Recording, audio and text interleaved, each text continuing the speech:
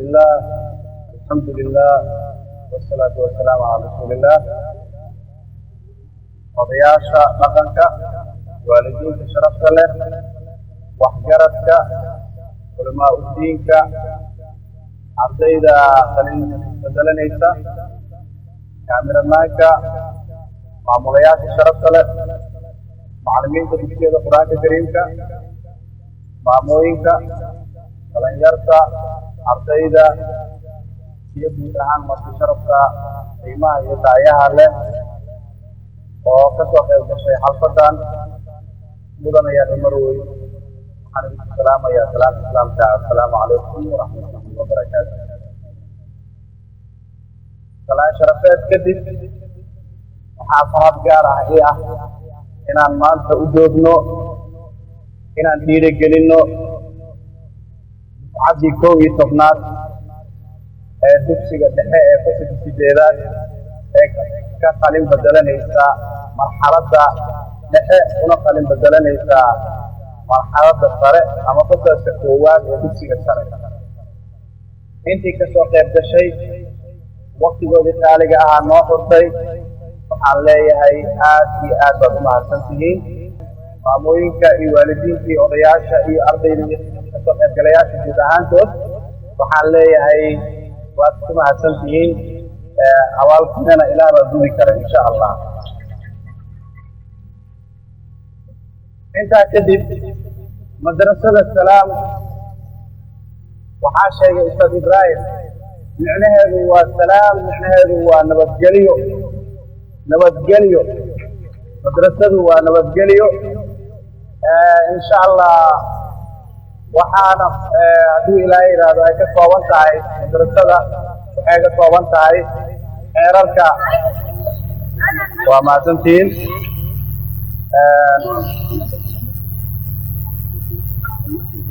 shukr maasha allah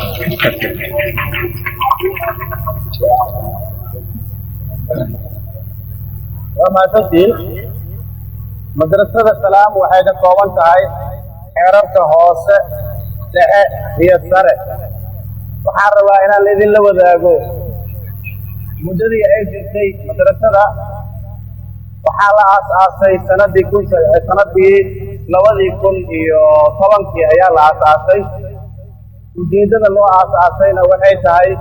inay xaqabtirto baahiyaha waxbarasho ee ka jira deegaanka iyo guud ahaanba degmada Afgooye intii aan kari karno muddo 15 sano oo madrasadan ay jirtay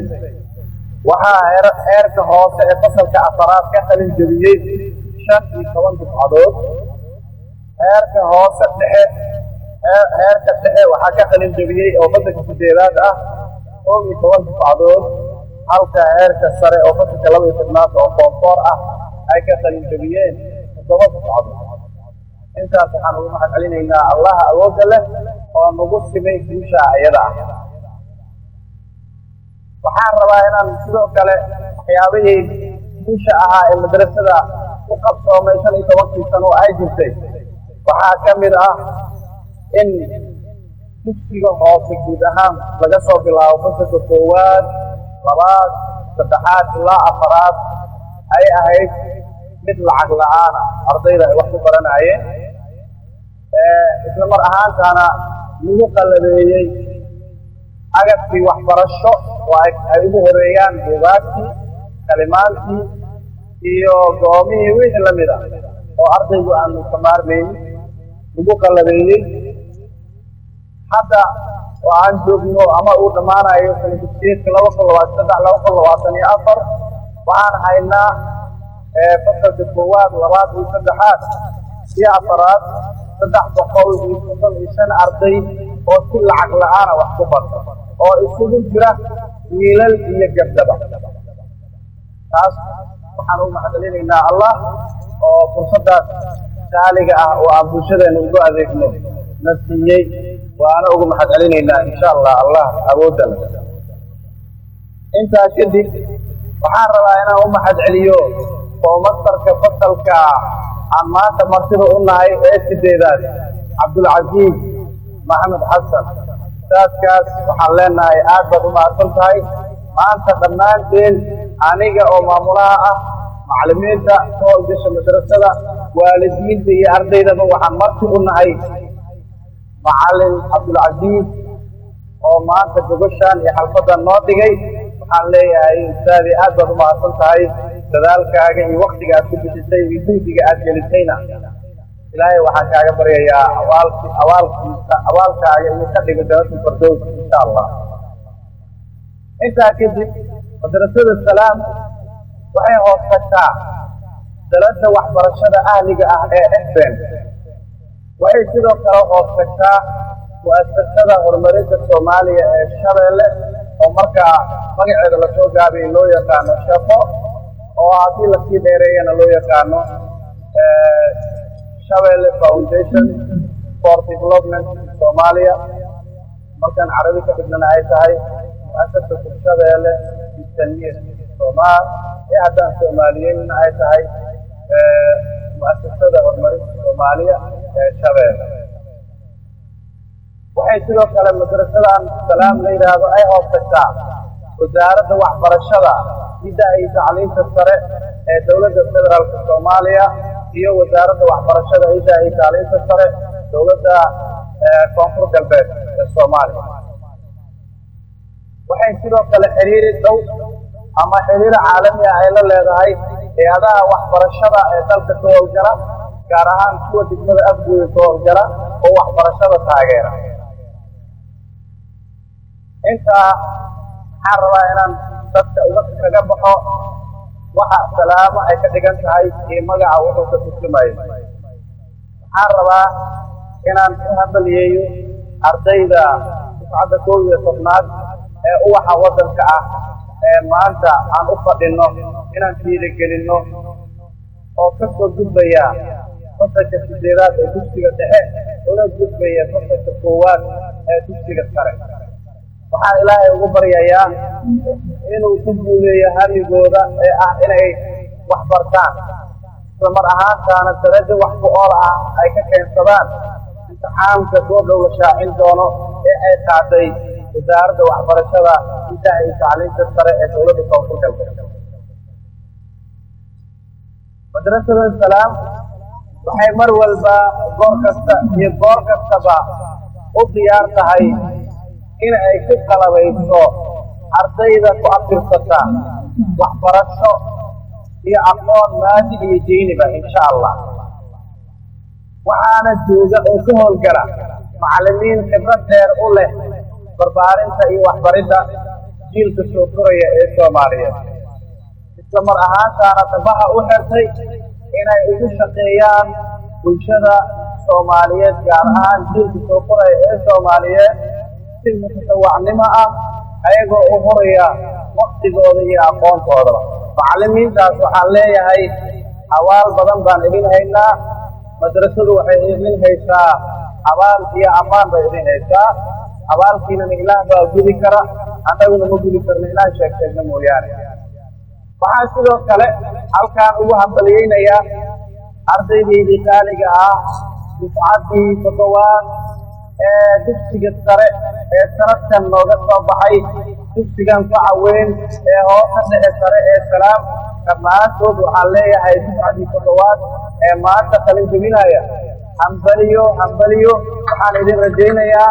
inaad u gudubtaan heerka koowaad ee waxbarashada ee jaamacadda ee bachelor degree-ga ilaahay insha Allah maamooyinka iyo waalidiinta mudanayaal iyo marwooyin waxaa sidoo kale madrasada salaam ay xaqabtay baahidii ka jirtay deegaanka inkastoo aynan ahayn boqolkiiba boqol balse intii ay kari kartay ku dadaashay sidii ay bulshada Soomaaliyeed ay jiilka soo koraya ay u haali lahaayeen waxbarasho tayo leh iyo aqoon sareysa insha Allah taas ayaan ku dadaali doonaa waalidiintana waxaan ka codsanaynaa duca inayna la garab joogaan insha Allah hadii ilaahay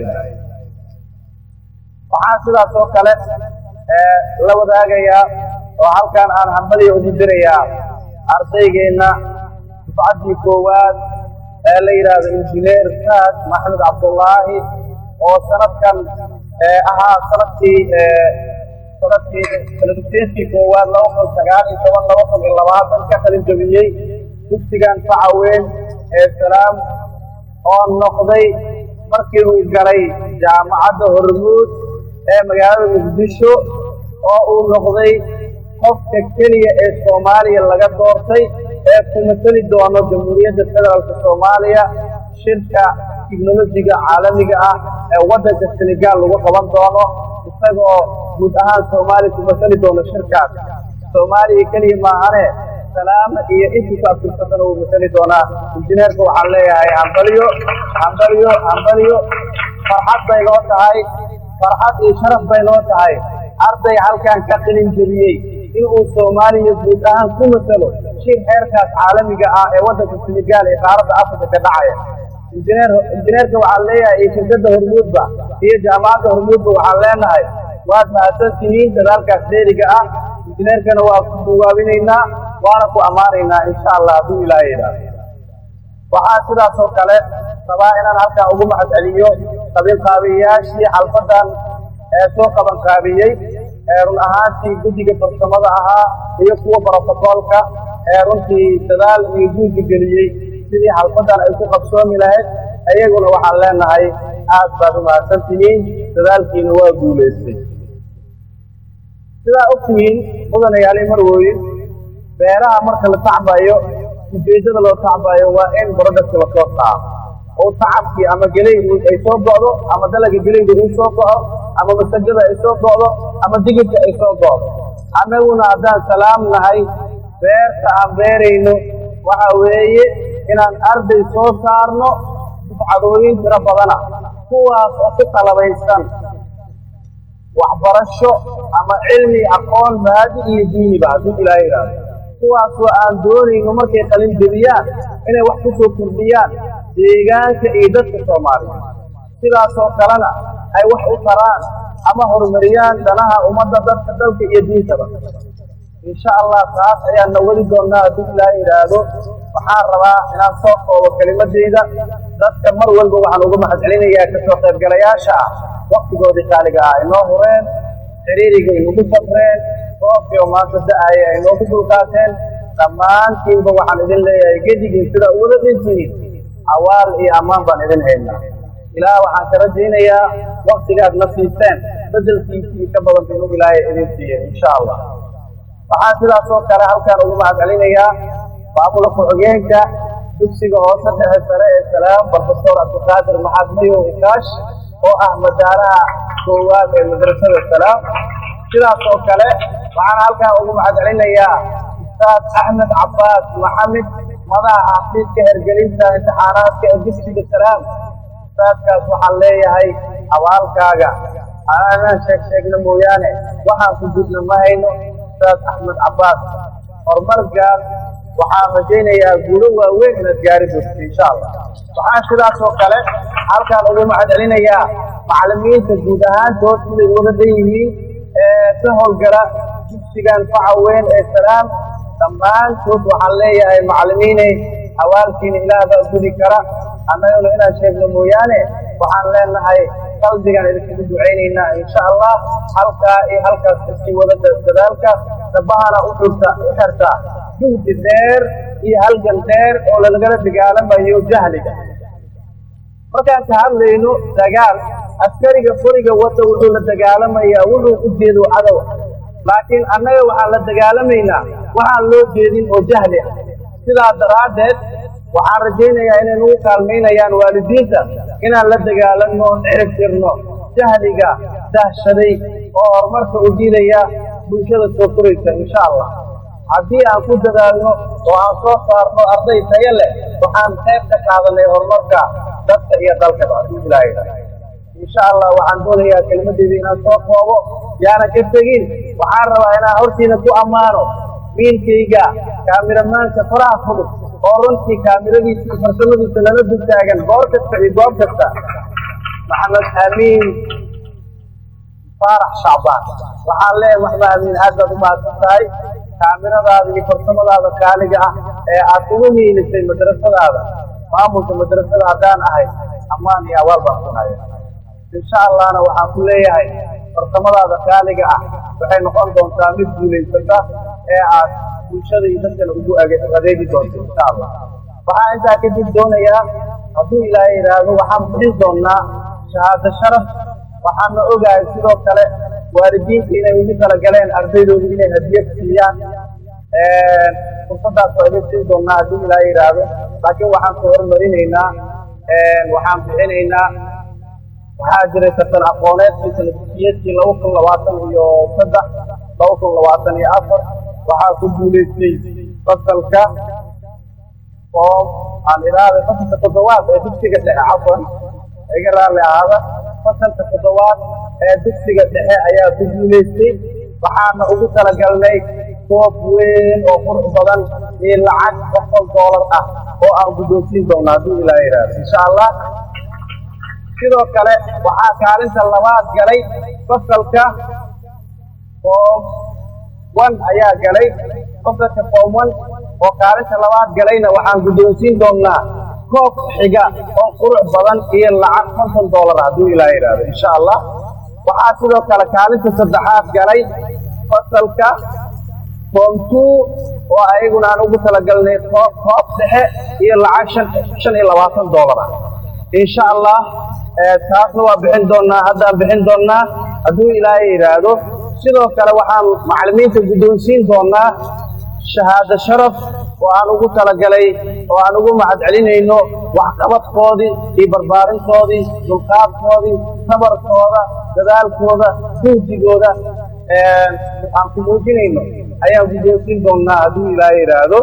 waxaan idin leeyahay waktiga maadaama uuna kulaalayo aad noo sabarteen waad mahadsantihiin. waxaana halkan ugu yeerayaa inay garbahayga soo istaagaan ustaad professor cabdiqaadir macaad mayow maamul ku-xigeenka madrasada,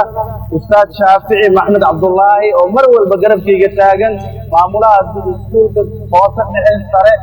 ee simikood saaxiibkayga qaaliga ahaa oo aan waxay ka soo baranay yaraantayna dugsi qur'aan ilaa heer jaamacad ilaa dugsi sare ilaa dugsi dhexe. waan u mahadcelinayaa saaxiibkayga shaafici maxmed cabdullaahi, waxaana ka codsanayaa inuu hareerahayga soo istaago insha allah. waxaan sidoo kale halkaan uga codsanayaa guddoomiyaha iyo guddoomiye ku-xigeenka anoon bilaabayn inuu u mahadceliyo guddoomiyihii iyo guddoomiye ku-xigeenkii guddiga tartan aqooneedka kala dugsiyeedkii 2023-2024 ustaad zakariye cumar xuseen iyo ustaad maxamed rashiid cali oo ku magac deer al-awda. waxaan ka codsanayaa inay halkan ku istaagaan. qolada brotocoolka waxaan ka codsanayaa inay naga dhaqaajiyaan geedkan.